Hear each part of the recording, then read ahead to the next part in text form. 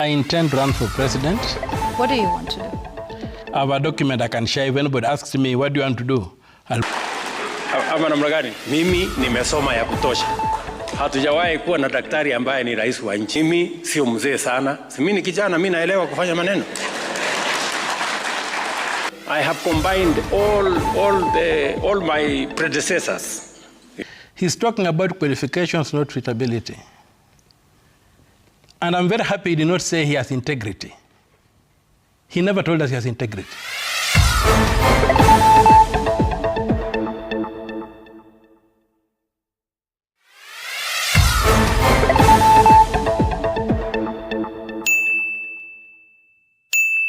Karibu sana. Now that we have you here, I think the best place to start with you, Senator, because we don't want to make assumptions here on the program. We want to hear from the proverbial horse's mouth. Senator, are you running for president? I intend to run for president. I appointed a presidential exploratory committee last year. They are going around counties. They have done 31 counties. We have 16 to go. Their preliminary report so far is positive. I like doing things in a scientific way. So when the report comes out, we hope by October, I should be able to answer that question either in the affirmative or in the negative. But so far, things look like I'm going to be vying for the presidency. So tell us what this exploratory committee is doing exactly, even as they go out to the counties. Well, what they do is they advertise a venue, and then they invite a cross-section of, they get views from a cross-section of people who turn up, and have a number of things that they ask. And they also carry out a census and an opinion poll on preferred candidates, and the opinion poll is designed in such a way that I don't feature, so that it's people themselves who have to mention it. So they come out as a largely neutral platform, and out of the work they're doing, we're also developing a policy framework to be to input into what we have already done in the boardroom. We already have a very clear policy position, what needs to be done from the boardroom position. So it's also being tested on the ground through the exploratory committee. And the turnouts have been good. Even in areas where we thought that the reception might not be so good, like in Bomet and Kericho, there were carnival situations. So the program was good, but from the report I've seen, the strongest support that has come out has been from Central and parts of Rift, where I've visited. As I told you, I've not visited 16 counties. Those are all the counties in Western Kenya have not been visited. They have also not visited parts of North Rift, areas like Uasin Gishu, Trans Nzoia, have not been visited. They have done Kajiado, reception was very good. They have done Kwale and Kilifi, reception was very good. And so I am waiting to see what the verdict is. But so far the chances are that where we are today, 70% I'll be on the ballot. Okay, yeah. But you seem to be preempting the decision or the work of... No, they've given me a what do you call it? A preliminary report, okay, which seems to suggest that. So 16 counties to go. What are the chances that maybe that 16 will not be as positive? And what are the chances that the committee will say, this is not a good idea? And if they do, will you then not run for president? I'm a realist. I'm not running for president because I think there's a vacuum or because I want a job or because anything else. I'm just running for president because I feel there's a job to be done. Right now, we are facing an existential threat as a country. And I feel, having analyzed whatever I've analyzed, I have built a vehicle in terms of an ideological framework of what needs to be done to fix the country. And so that's what I have put down on the table. I have a document I can share. If anybody asks me, what do you want to do? I'll put a document on the table and say, this is what I want to do. What do you want to do? Well, in a broad summary, what I want to do is to I've got a vision that's in the national anthem. The vision of this country is in the national anthem, very clearly spelled out. The Swahili version, forget about the English version. The Swahili version of our national anthem. When you look at it, it has got that very, very clear vision that what this country should look like. Now, the mission to that vision is the Constitution, implementation of the Constitution. And even in implementing the Constitution, I've got what I call anchor chapters that need to be done. Like if you were to ask me, what would you do in your first 100 days if you are elected president?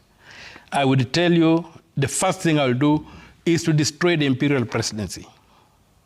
And the imperial presidency is nothing but the fact that the power of the purse, money, the president controls both money and executive power. So if I was to have my first 90 days, I would want to break that by implementing what the Constitution requires in Article 225, Clause 1, that we should have an independent treasury. You cannot have a devolved system of government and then you have a national treasury that is part of the executive. You cannot have the theory of separation of powers, which basically for me power, the three powers are the adjudicative power in the judiciary, the executive power, the sword, in the presidency, and the money in parliament. Today, all our problems come from the fact that money is with the president. Like Achebe would say, the president holds both the knife and the cake, so he doesn't need you. And you have seen that, what that has done to our institutions. You will follow, look at anywhere the president goes. You have these people coming up who are members of parliament, who have passed a budget, coming up and making mini budgets whenever the president has a public function, be it a church function, be it a funeral, be it a state function. They go there and begin requesting for what they call development. And now you find like you are being told that because of the broad-based government, Luo Nyanza is now seeing development. Because the president is an emperor, he controls and owns the state.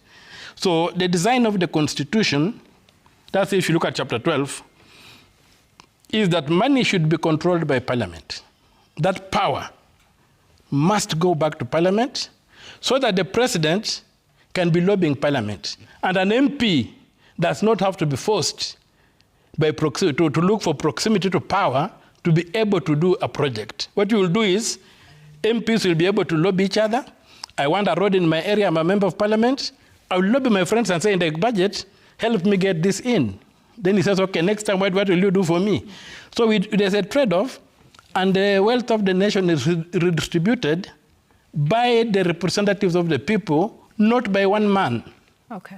So to me, that is one thing that needs to be done. Okay. To take the treasury away from the executive, have it professionally run, lock away our money, and for any money to leave, it must be approved by parliament in a budget, and the control of budget must then sanction the withdrawal.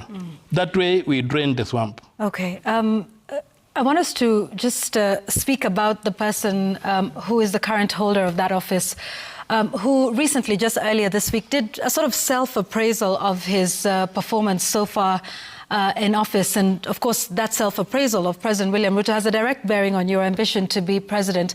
I'd like us to listen together to what he had to say, and then we'll hear your reaction.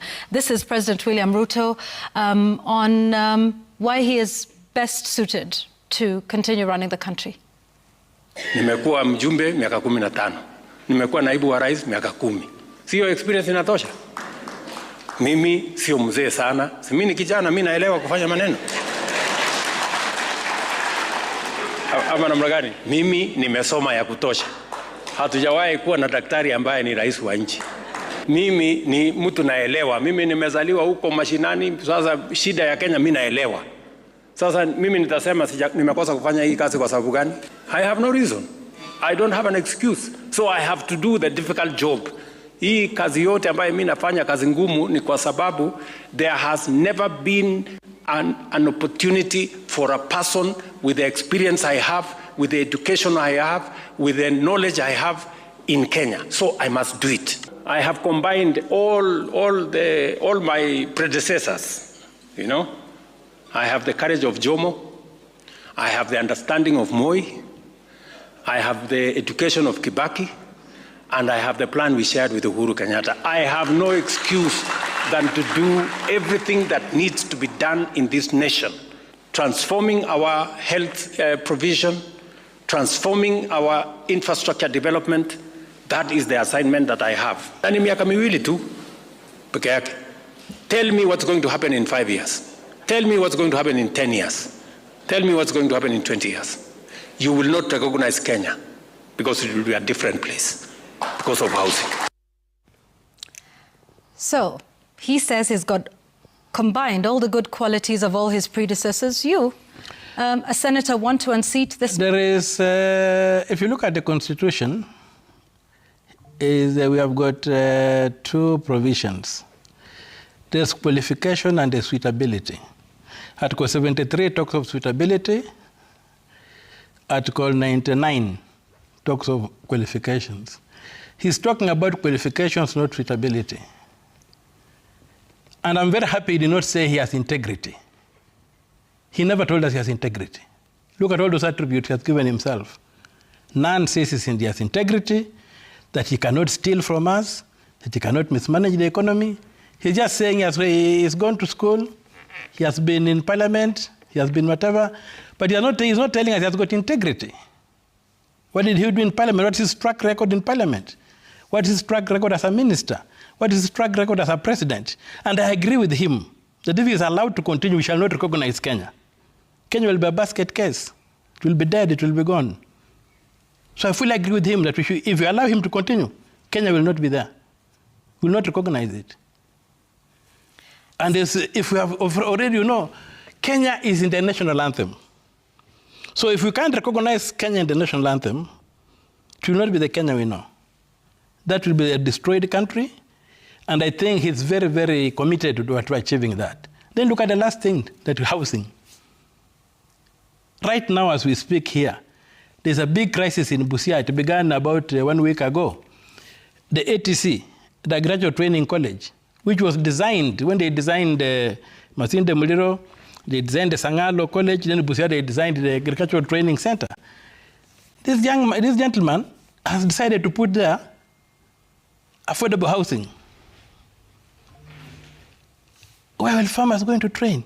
All these things. He has put affordable and Busia again in somewhere in a disused airfield in Funyula. So he's just creating a market for cement and building bars and all these building materials, where I think he's heavily invested, and he's just trying to make a kill for himself. He's a man who serves himself. Look at the ego that he portrays. Look at the narcissism that comes out from his own mouth. Look at the self-worship that has just come out from his own mouth. That's a sick man. He's not a normal man, he's sick. He thinks that is the best thing that God has created on this earth. He is not. We are all made in the image and likeness of God. You cannot say you can combine all these people into one. Look at that self-worship, that narcissism, that blindness. That's a man who cannot lead. That's a man to be led, not to lead. Let's take a break here on the program. We'll come back and talk a lot more about your bid, about the state of corruption in the country. There's much to talk about, the state of law and order. And indeed, that big question that we've heard from you for quite some time now, the matter of odious debt. That is something we'll be talking about here with Senator Okoiti Omtatah. We will get to that in a moment. Please continue to send us your views. We'll be putting those to the Senator when we return here on The Explainer.